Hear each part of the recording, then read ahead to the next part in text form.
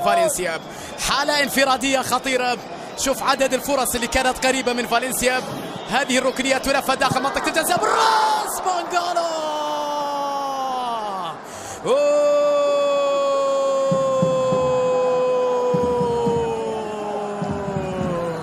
هدف أول لفالنسيا. مانغالا يرتقي فوق الجميع. ضربة راسية رائعة لمانغالا في شباك برشلونة.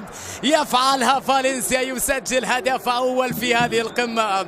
يا له من ارتقاء ويا لها من ضربة راسية. شوفها من مانغالا. اسمر يا اسمراني، مين أسك علي؟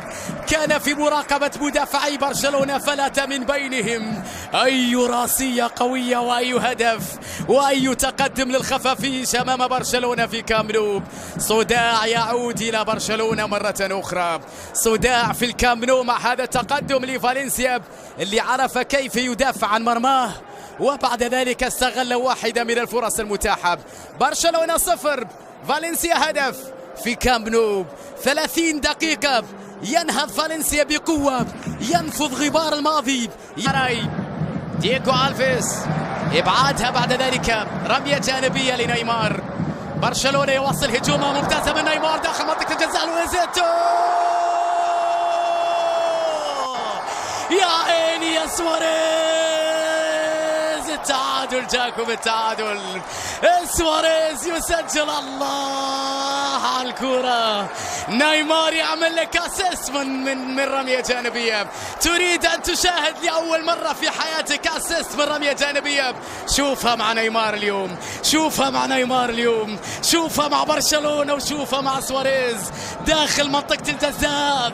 لا يضيع الكثير بل يقسو الكثير على المنافسين، يقسو كثيرا على حراس المرمى. سواريز في الزاوية البعيدة وعودة مهمة لبرشلونة قبل نهاية الشوط ب10 دقائق. وليمر وليعدى وتسديدة صدمت في الدفاع. انتفاضة الفريقين. ميسي يلعب الكرة طويلة باتجاه سواريز مع مانغالا. سواريز مر وضاعت من سواريز وبعد ذلك طارد على مانغالا. طارد على مانغالا، انذار ثاني وطارد لأنه عاق تحرك سواريز. يا الله يا لويزيتو، ماذا تفعل اليوم؟ جنن دفاع فالنسيا وجنن المشجعين وجنن المعلق. سواريز من لا شيء يفعل لك أشياء. يا له من مرور، يا له من تحرك.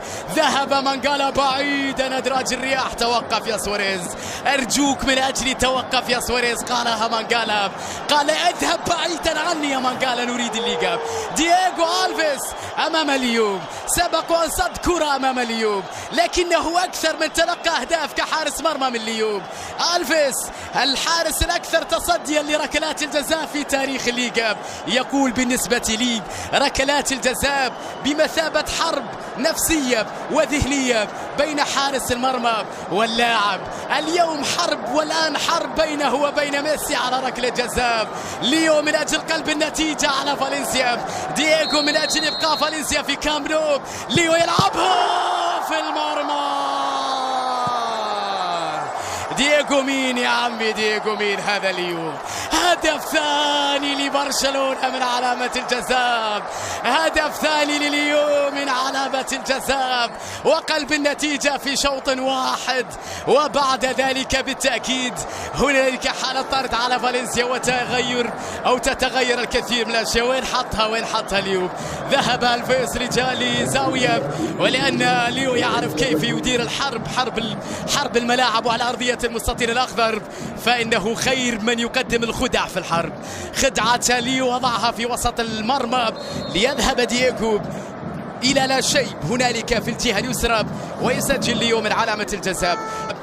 الشيء اللي قد يؤثر على وضعية المباراة، قد يؤثر على هذه النتيجة وقد يجعل مهمة صعبة. ليس بعد وهذه كرة يا إلهي.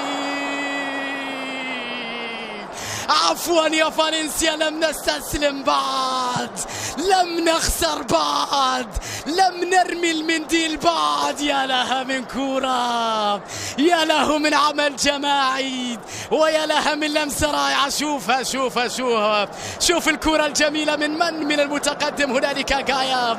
منير يسجل، منير في مرمى برشلونة يسجل. يحترم كامب نو ولا يحتفل، لكنه يكويهم في لقطة قاتلة من الشوط الأول آخر أحداثه ليجعل الأمور مثيرة في شوطها الثاني. 4 أهداف، حالة طرد، ركلة جزاء، إثارة وفرص كثيرة. مباراة كبيرة وتحتاج إلى روح كبيرة. إنه يتحدث مع زملائه، لابد أن نكون أقوياء اليوم، لابد أن نثبت في وجه برشلونة. ركنية نحو القائم الثاني على الطائر، قوية صدمت في الدفاع، وبعد ذلك إبعادها نحو ماسيرانو. بينية لليو داخل منطقة الجزاء، ميسي يلعبها. الثاني لليو، الثالث لبرشلونة. خرافي ليو، خرافي، مثل اليوم في، مثل اليوم في. الله على الكرة يا ميسي، يا لها من ضربة قوية. هدف ثالث لبرشلونة. فشل دييغو هذه المرة، صد كرة لنيمار ماسيرانو، ليو مرة وتسديدة لوهلة قوية في زاوية ضيقة، في زاوية ضيقة. يبحث عن الشيء الصعب وينجح في الحصول عليه، ويجعلنا نستغرب ونضرب، أو نقول يصيبنا حالة من الجنون على كيفية تمركزه وكيفية تفكيره وكيفية ضربة وتسديدته وأهدافه. هدف في زاوية ضيقة صعبة على دييغو. ميسي يسجل، برشلونة يقلب النتيجة عن طريق اليوم. فرحة في كامب نو بعد تمريرة رائعة من باريخو. لمسة بعد ذلك على جهة اليمين، بقى يبحث عن كرة عرضية لمصلحة فالنسيا، ولكن الإبعاد من جانب بيكي. في اللحظة الأخيرة تصل عند نيمار. داني باريخو في التغطية، نيمار وباريخو. نيمار يحاول مرور، ينتظر مساندة أكبر، يحافظ على كرته، لا يخشى أحدا، يمر من المدافعين، يتلاعب بالمدافعين، ينطلق داخل منطقة الجزاء. الرابع يا نيمار، الرابع لبرشلونة، لا يخشى أحدا نيمار. 1 و2 على نيمار، عدى منهم وأجمل أسيست. جميلة اللقطة الأخيرة والرابع لبرشلونة، منتهى الإبهار. أسيست عالي آخر جميل من نيمار. رباعية لبرشلونة في مرمى فالنسيا، خلصوا عليهم في هذه اللقطة. 1 و2، لكن نيمار عدى. نظرة إلى غوميز، تعال يا غوميز، تريد أن تسجل بهدف تفتخر فيه لسنوات، تعال وسجل، سجل لبرشلونة ويبقى هذا الهدف في ذاكرتك. هدف لمصلحة برشلونة، هدف رابع في مرمى فالنسيا. أندري غوميز يسجل بعد تحرك جميل في مرمى فريقه السابق، والأمور تقريبا حسمت في هذه اللقطة اللي أكد فيها برشلونة فوز على الخفافيش. هدف رابع، نتيجة أصبحت قاسية على فالنسيا في مباراة الليلة. رباعية لبرشلونة، عودة إلى